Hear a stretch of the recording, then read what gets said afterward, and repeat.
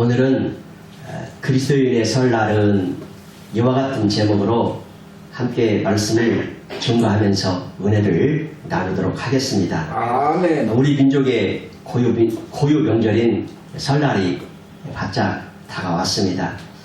오늘날 설날의 분위기는 예전과는 많이 달라진 것처럼 보여집니다. 설날이 다가와도 설날 분위기가 나지도 않고 평소의 분위기와 거의 다를 바 없는 모습들 보게 되어집니다. 하지만 예전에 저희들 세대에 어릴 적에는 설날이 매우 특별한 날이었습니다.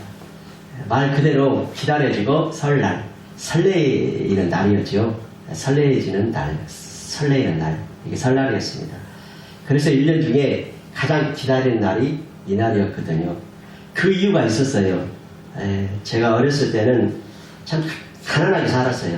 대부분의 사람들이 동네에서 한 150 가구 정도 사는데 부잣집이라고 하는 몇 집 없었죠. 대부분이 전부 가난해서 먹거리가 좀 귀했고 새 옷, 새 신발을 가지기가 좀 어려운 때였습니다.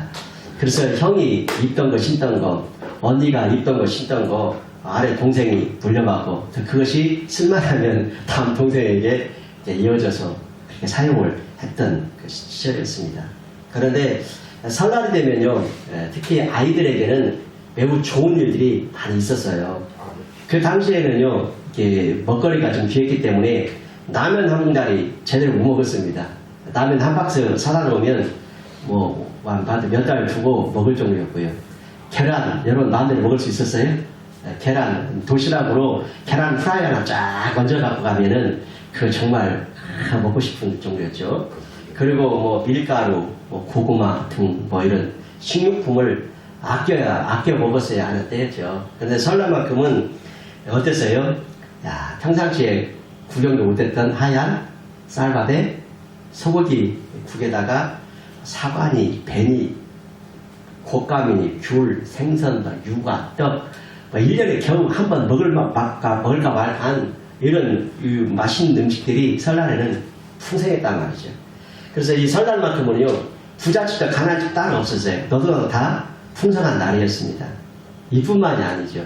아이들은요, 이제 장날에 읍내에 나가가지고 부모님이 이제 옷을 사오죠. 신발도 사오고 이제 미리 사다 놓죠. 그런데 옷을 사는데 그때는 보통 빨간색 추리닝, 여자들은 빨간색, 남자들은 파란색 추리닝, 아주 큼직하게 가지고 옷을 한 번, 두 번, 세 번 걷어도 이게 손이 안 보일 정도로 큼직한 새 옷을 입고, 신발 살 때는 사이즈가 커가지고 헐렁한 고무신 신으면 뒤에서 덜컥덜컥 할 정도로 사이즈가 큰 고무신을 신고, 그런데 그 헐렁한 옷과 아주 사이즈가 큰 이 고무신을 신었어도 새 옷을 입고 새 신발을 신었다는 마음에 너무나 행복했죠. 또 친척이라도 오게 되면은요, 그냥 옵니까? 손에 이제 종합 선물 세트, 과자 선물 세트를 사가지고 와요. 그러면 그날은 애들이 수심한 날입니다. 왜냐하면 그때 껌 한 통 사서 먹기 힘들었거든요. 그래서 껌을 한 통 사게 되어지면 동생하고 나하고 이제 반 절씩 나누어가지고 하나를 까가지고 하나 못 씹어요. 아까워서 반을 딱 잘라가지고 이제 아껴 먹는다고 반을 씹습니다. 가끔 씹다가 잘 때는 이제 벽에다가 딱 붙여놔요. 그리고 다음날 그 떼서 또 씹어요. 그런데요, 그마저도 벽에 붙여놓은 껌마저도 없어질 때가 있어. 어디로 갔을까요? 동생이 옆에서 쫙쫙 껌을 씹고 있어요. 없어진 게 그거예요. 그렇죠. 그런 시절에 참 종합 선물 세트 과자라니 얼마나 좋았겠습니까? 그 상자 안에 별것 다 들었어요. 껌 들었고, 사탕도 들었고, 초콜릿도 들었고, 크래카도 들었고, 생전 먹어보지 못한 과자들이 크게 다 들어있어. 너무 좋아요. 그래서 서울에 올라가 있는 형이랄지 누나, 친척이 오기만을 학수고대하며 기다렸던 날이 바로 설날이었단 말이죠. 또 올 때는 그 과자만 사옵니까? 공부 잘하라고 학용품으로 연필 세트로 사오는 거예요. 연필 세트. 연필 세트 몇 개 들었죠? 대답 안 하게 해요? 좀 호응 좀 해줘보세요. 연필 세트 12장 들어온 연필 세트에다가 공책에다가 크레파스, 스케치북에다가 거기다가 딱 보너스로 장난감에다가 양손에 잔뜩 들고 오지요. 그걸 알기 때문에 이제 누가 서울에서 내려온다 그러면은 버스 정류장까지 막 한참 걸어가요. 그때는 동네까지 버스가 들어왔으니까 보통 3km, 4km 나가야 버스 타고 최하가 2km 정도는 걸어 나가죠. 그러면 야산 한 개, 두 개, 몇 개를 넘어가지고 거기 버스 정류장까지 가서야 거기서도 몇 시간 동안 기다리는 거예요. 버스 하나 한 대 지나가면 그것도 1시간 배차 간격이에요. 1시간. 그렇죠. 거의 그 정도 되거든요. 1시간 기다리면 또 1시간 또 기다려야 되고 오나 안 오나 오나 안 오나 안 내렸네. 또 1시간 기다려야 되는 거예요. 그러다가 여러 시간 기다리다가 기다렸던 사람이 버스에서 내가 온다 하고 달려 들어가가지고 득달같이 가서 선물 부단을 탁 낚아채는 것이죠. 집에 와가지고 선물 부단을 쫙 풀어놓고 얼마나 좋아하는지 모릅니다. 너무 행복하고 너무 좋은 날이었습니다. 또 어른들은요, 이제 설날 아침이 되면 이제 꽃가 옷을 입고서 이제 어른들 앞에서 세배를 하면 뭘 받아요? 세뱃돈을 받아요. 돈간이 잘 생기니까 얼마나 좋아요. 수지 맞는 거죠. 그러니 설날은 참으로 설레이고 기다려지는 날이었다라는 거죠. 이것이 저희 어린 시절에 참 아름다운 낭만이었고 그 기쁨과 설레임의 추억은 지금도 잊을 수가 없습니다. 그래서 그때 우리 국민이 애창하며 불렀던 노래가 있습니다. 한 곡 청해서 듣도록 하겠습니다. 큰 박수로 맞이해 주시기 바랍니다. 누구 같지 않아요? 해외에 계신 동포 여러분, 근로자 여러분, 그 전국에 계신 가요무대 애청자 여러분, 오늘 우리가 설날을 맞이해서 고향을 그리워하는 노래를 몇 곡 준비했습니다. 먼저 한 곡 청해서 듣도록 하겠습니다. 박수로 맞이해 주시기 바랍니다. 까치까치 설날은 어저께고요.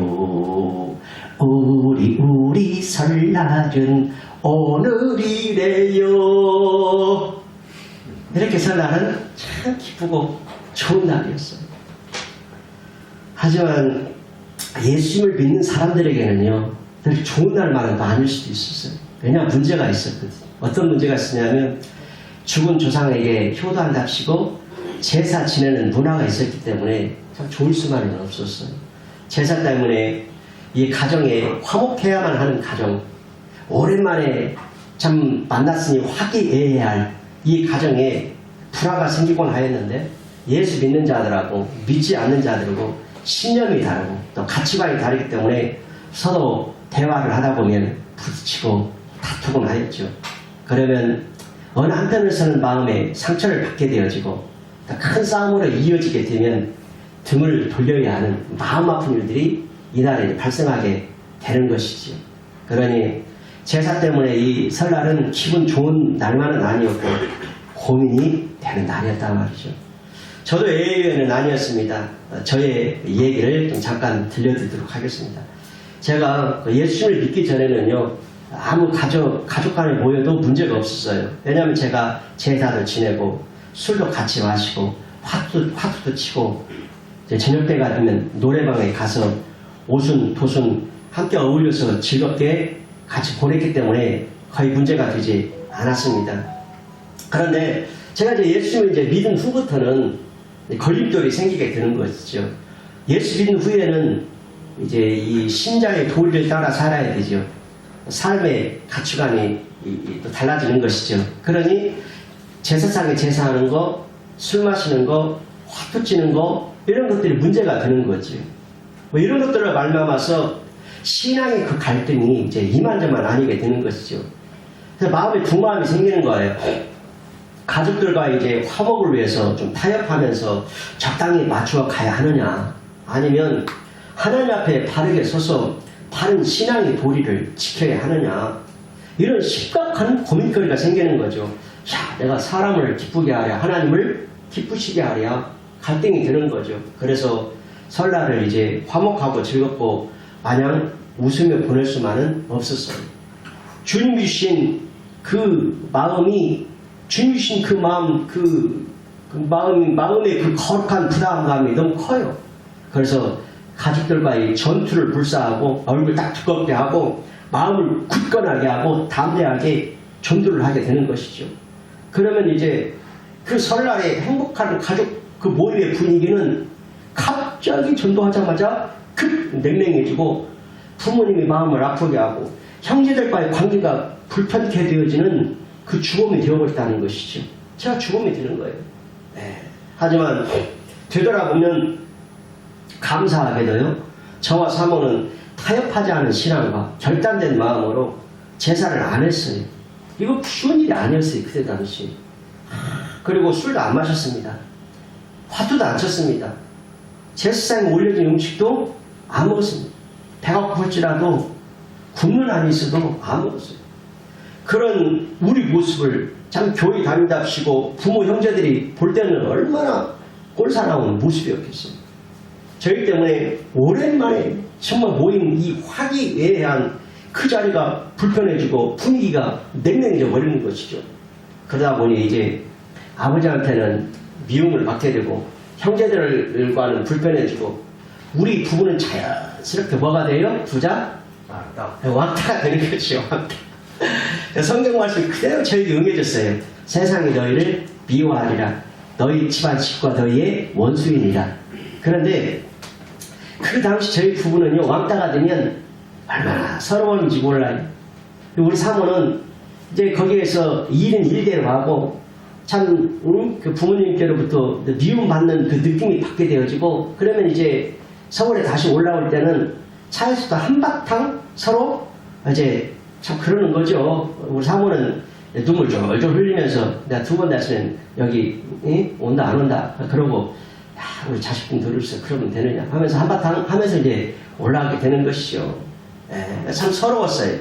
그리고 저의 신앙관과 주장이 너무 강했어요. 신앙의 주장이 너무 강했기 때문에 완전 무장한 전투 정신으로 가족에게 덤벼 들어가가지고 집안 분위기 다 망쳐놓고 마음 상하게 하고 세상 말로 개판 만들어버린 장본이 누구예요 지금?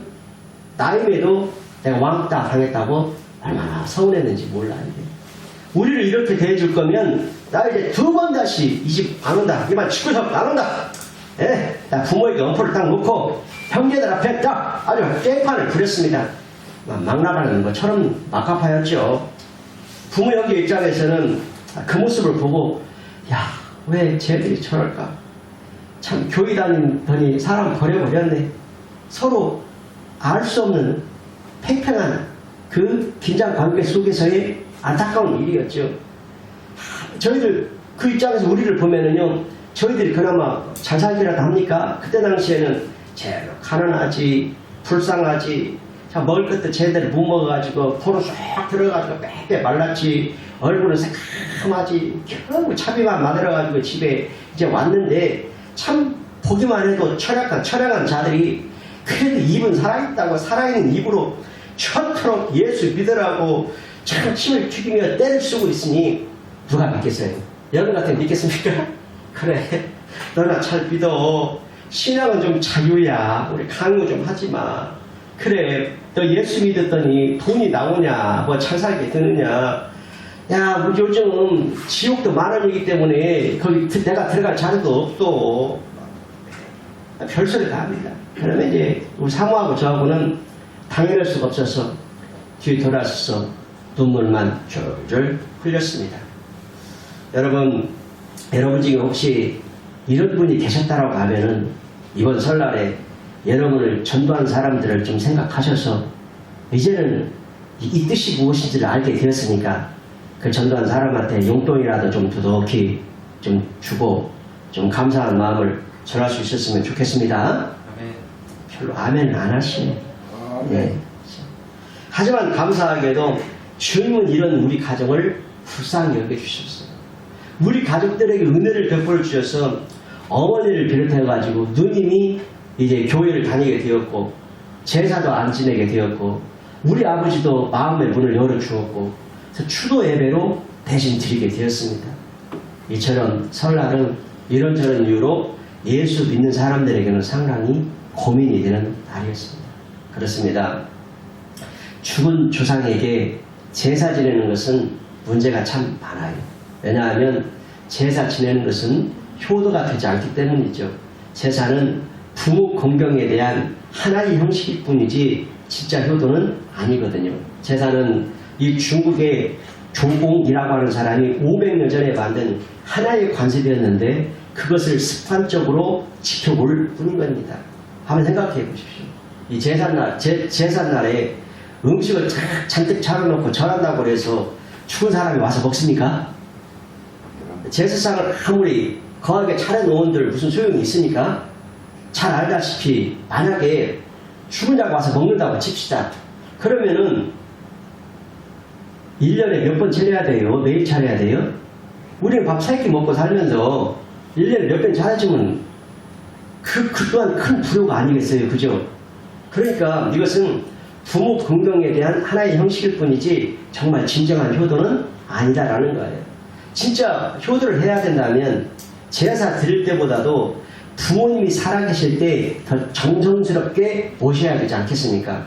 참된 효도는 뭐냐? 부모님이 살아계실 때에 직정성으로 모셔드리는 것이 참된 효도이다 라는 거예요. 이게 진짜 효도라는 거예요. 기독교는 효도의 종교이거든요. 그래서 성경 예배서 6장 1절 3절에 보면 다음과 같이 기록되어 있어요. 자녀들아 주 안에서 너희 부모에게 순종하라. 이것이 옳으니라. 내 아버지와 어머니를 공경하라. 이것이 약속 있는 첫 계명이니 이로써 내가 잘되고 땅에서 장수하리라. 이 말씀이에요. 이와 같이 부모님에게 효도하는 것은 하나님의 계명이요 명령이야. 명령. 부모에게 효도하라. 명령. 그죠? 명령의 명령. 그래서 10계명을 우리가 보면요 1계명에서 4계명까지는 하나님을 이렇게 섬기라고 하는 말씀이고 5계명에서 10계명까지는 이웃을 이렇게 섬겨라 라는 계명이에요. 그러니까 우리가 세상에 살면서 이웃과의 관계에서 지켜야 할 첫 번째가 무엇일까요? 부모를 공경하는 거예요.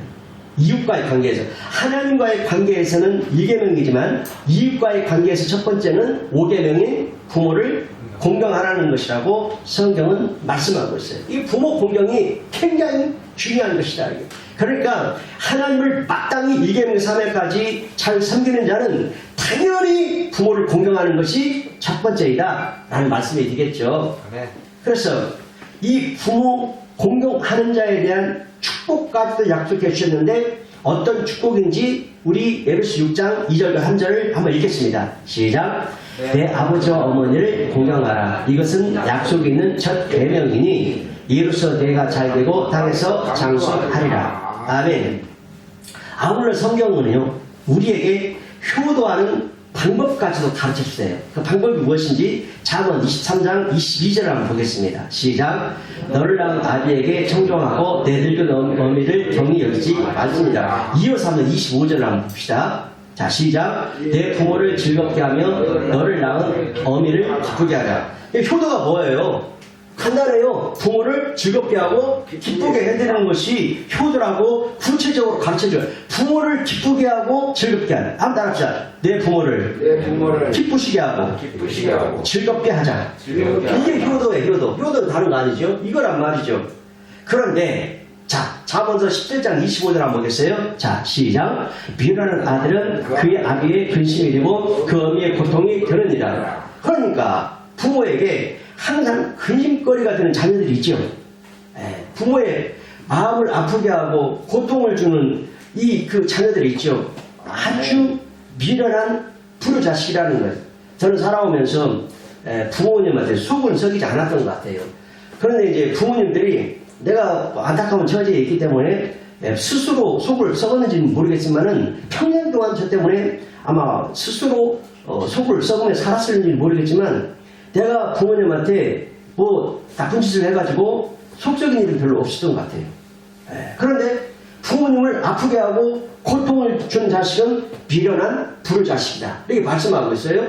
자, 잠언 17장 21절에 보면 미련한 자를 낳는 자는 근심을 당하나니 미련한 자의 아비는 낙이 없느니라. 그치. 그래서 형제가 설령 5명 있다 할지라도 그 중에 한 사람이라도 미련한 자가 있으면 부모님 마음이 평안하지가 않아. 다 근심거리가 되어지고 고통이 되어지는 거예요. 그래서 속을 썩이고 어리석게 행하는 이 미련한 자식을 둔 부모는 뭐가 없다? 낙이 없다. 낙이. 얼마나 불행한 일이에요.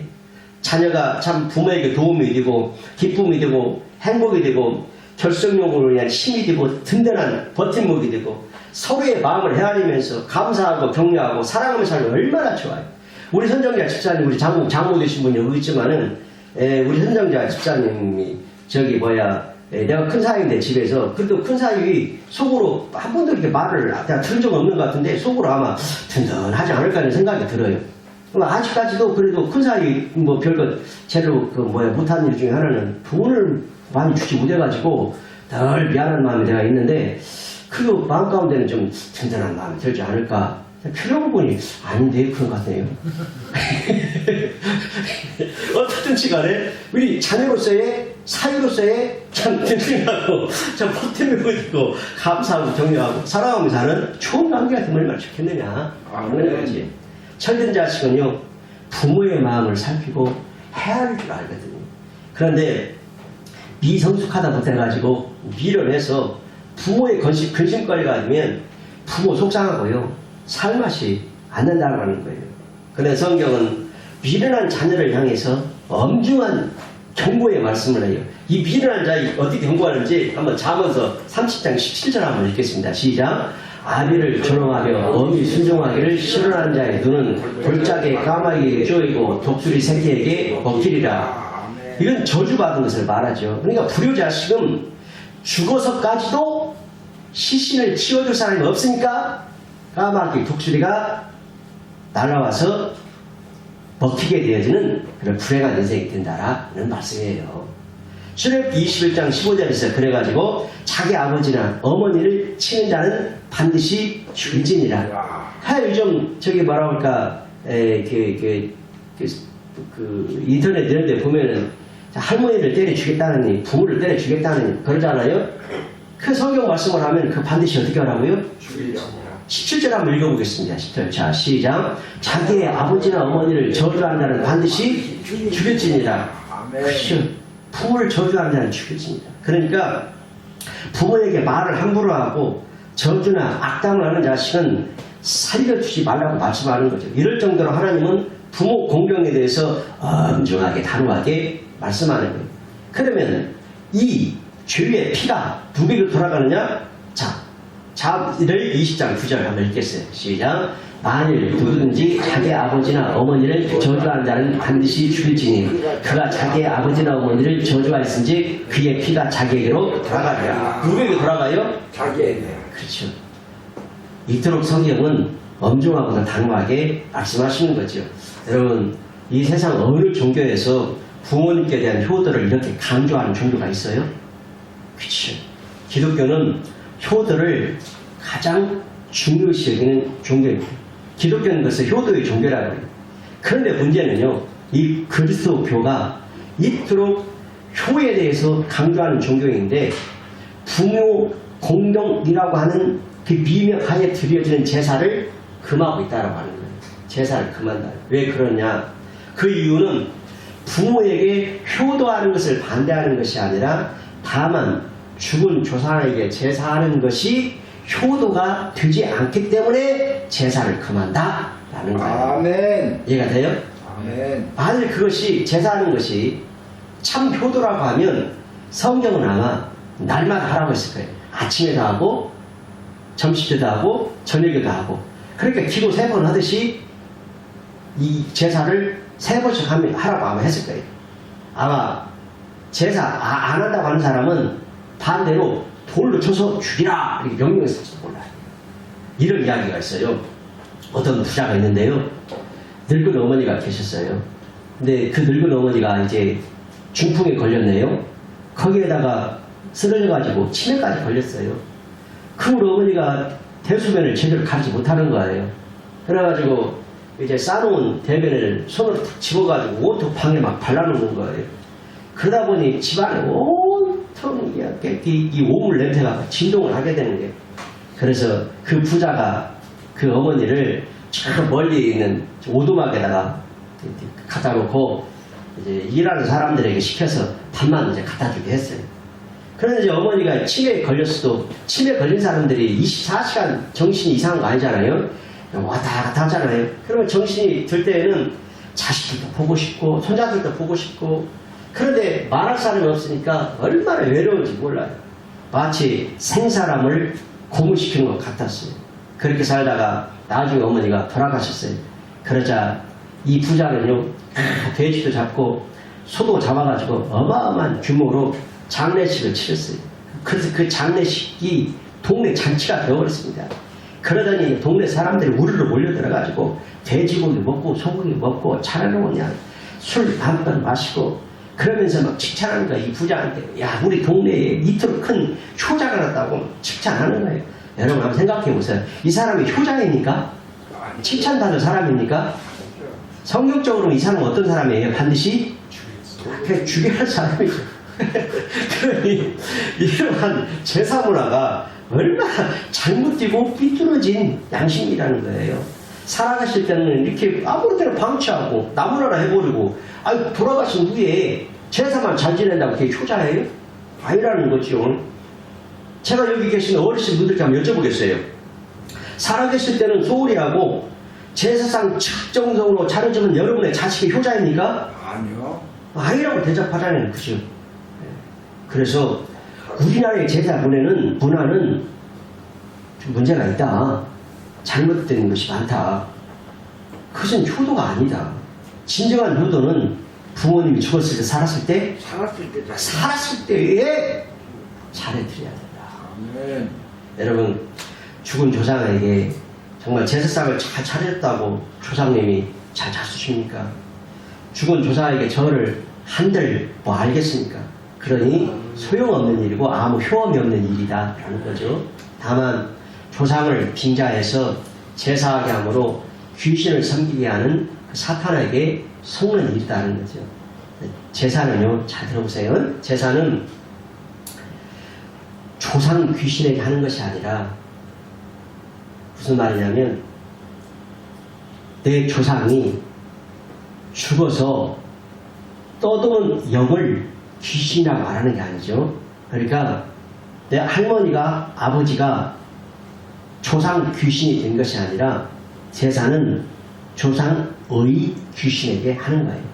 이 조상의 귀신이라 하면 조상과 함께 했던 타락한 천사인 더러운 귀신에게 제사하는 것이라는 거예요. 그러니까 조상 귀신하고 조상의 귀신하고는 같아요? 달라요? 완전히 다르죠. 조상 귀신은 나와 연관성이 있는 죽으신 분이지만 조상의 귀신은 죽으신 사람을 속여서 그들과 함께 했던 타락한 천사인 더러운 귀신이라는 것이죠.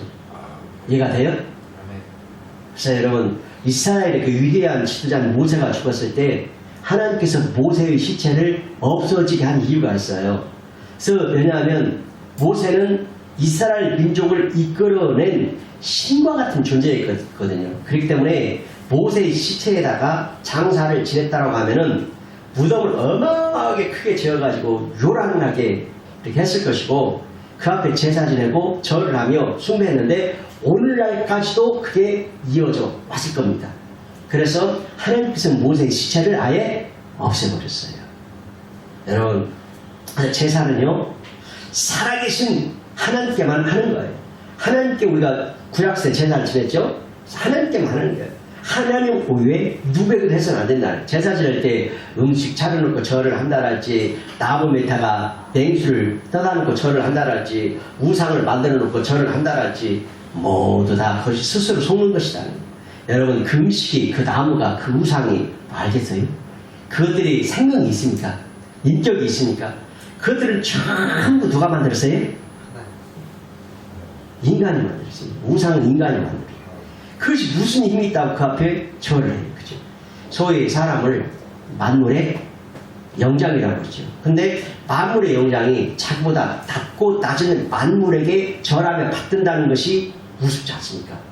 사탄 마귀는 본래 하나님을 수종드는 종인 천사장이었어요. 그렇다면 하나님의 자녀가 높습니까? 종인 천사장이 높습니까? 하나님의 자녀. 그렇죠. 하나님의 자녀죠. 만세전에 택함을 받는 우리의 위치가 이 정도라는 것이죠. 천사장보다 우리가 높아요. 그러니 하나님의 자녀라면 자녀답게 천사를 부리고 만물을 다스리고 사탄 마귀를 대적하여 장악하고 타락한 더러운 귀신에게 명예가 있어 쫓아내고 하나님께만 경배해야 될 줄 믿습니다. 아멘. 그래서 오늘 본문에 보면 사도 바울이 이렇게 말합니다. 우리 고린도전서 10장 20절을 다시 한번 읽겠습니다. 다 같이요. 물은 이방인이 제사하는 것은 귀신에게 하는 것이요 하나님께 제사하는 것이 아니니 나는 너희가 귀신과 교제하는 자가 되기를 원하지 아니하노라. 아멘. 이 말씀 한번 잘 보세요. 한 질문 한번 해볼게요. 죽은 자에게 제사하는 것은 누구에게 제사하는 것이라고 말씀하고 있어요? 귀신에게. 그렇죠. 그러면 귀신의 정체에 대해서 우리가 알아야 되겠죠. 그럼 귀신의 정체는 뭐냐? 죽은 사람의 사후의 영이 아니라 곧 조상 귀신이 아니라 타락한 천사가 더러운 귀신이고 악한 귀신이다 라는 거예요. 이게 귀신의 정체. 귀신의 정체는 뭐라고요? 타락한 천사이다. 내 조상이 아니다 라는 거예요. 죽은 사람은요 아무것도 몰라요. 말 그대로 죽었어요. 죽은 사람은 말 그대로 죽었어요. 그러니 조상이 귀신이 되는 조상 귀신이 아니라 조상을 빙자한 조상의 귀신, 이 타락한 천사가 귀신이라는 거예요. 그러니까 세상 사람들이 상 차려놓고 제사 지내는 것은 타락한 천사에게 하는 것이지 하나님께 제사하는 것도 아니고 자기 부모나 조상에게 하는 것도 아니다라는 거예요. 그러니 제사는 효도하는 것이 아니라 사탄에게 속는 행위이다라는 말씀입니다. 아멘. 사탄은 조상을 빙자해서 귀신에게 제사하게 하므로 하나님의 신령한 복을 받지 못하도록 거짓으로 속이는 자입니다. 그런데 여러분 20절에 보면 제사 지내는 것은 누구와 교제하는 거라고 했어요? 귀신과. 귀신과 교제하는 거다. 그런데 귀신이 아까 타락한 천사라고 그랬잖아요. 악한 귀신, 더러운 귀신이라고 그랬죠. 저주받은 영으로서 또 사람의 원수로서 제사할 때 사람의 몸속으로 쏙 들어와서 저주를 일으키고 질병을 일으키고 사람들의 행복한 생활을 파멸시키는 원인이 되어요. 성경을 보면 귀신에게 붙는 형용사가 있는데 더러운 귀신이다, 악한 귀신이다 그랬거든요. 그러면 제사함으로 말미암아 귀신이 쏙 들어오면 어떤 일만 일어날까? 더러운 일만 일어나고 또 악한 일만 일어나는 거예요. 그래서 귀신이 안에 많이 들었으면 그 사람이 어떻게 행동을 할까? 악한 행동을 많이 해요. 그럼 그 사람이 참 막 뚜껑이 열려가지고 막 악한 행동을 하는 거 보면은 지금 누가 역사하고 있는 겁니까? 그 안에 지금 귀신이 역사하고 있는 거예요. 이게. 그래서 그 제사할 때 귀신이 쏙 들어와서 저주를 일으키고 질병을 일으키고 사람들의 행복한 생활을 파멸시키는 원인이 된다. 그러니까 귀신은 복을 주는 귀한 신이 아니라 피도 눈물 없이 망하는 데를 이끌고 가는 악한 영적 도둑이다라는 거예요. 귀신은 사람을 속여서 하나님을 불신하게 함으로 불행한 삶 가운데로 빠뜨립니다. 그렇기 때문에 우리를 사랑하시는 좋으신 하나님은 우리가 귀신과 교제하기를 원치 않으신다라는 말씀입니다. 우리를 향하신 하나님의 뜻은 사탄에게 속지 말고 자비하신 하나님을 섬김으로 참되게 윤택하게 살게 하는 것인 줄 믿습니다. 그래서 출애굽기 20장 6절 말씀에 다 같이 읽겠어요. 나를 사랑하고 내 계명을 지키는 자에게는 천대까지 은혜를 베푸느니라. 아멘. 어느 종교에서 이렇게 말씀하는 종교가 있어요? 나를 사랑하고 하나님을 사랑하고 하나님의 계명을 지키는 자에게는 천대까지 은혜를 베푸리다. 그런 여러분 이것을 기억하시고 이번 설 명절에 사탄에게 속지 마십시다. 아멘. 사랑찬의 성도 여러분, 우리는 우상 앞에 절하지도 말고 귀신에게 제사하지도 않는 주님 앞에 정결한 신부, 맑고 아름다운 그 사랑받는 신부가 되시길 바랍니다. 아멘. 오늘 말씀을 정리합니다. 효도는 하나님의 명령입니다. 그리고 효도는 축복이 약속된 첫 계명입니다. 효도하면 땅에서 잘되고 강건해서 장수하는 복을 하나님이 주신다라고 말씀하셨습니다. 그런데 효도는 부모가 살아있을 때 해야 된다라고 합니다. 죽으면 소용이 없어요. 돌아가신 분에게 효도한답시고 제사에 속지 마십시다. 아멘. 죽은 조상에게 절하는 것은 효도가 아니라 뭐다? 우상 숭배. 우상숭배다. 그 이유는 죽은 조상을 빙자한 귀신에게 하는 것이기 때문입니다.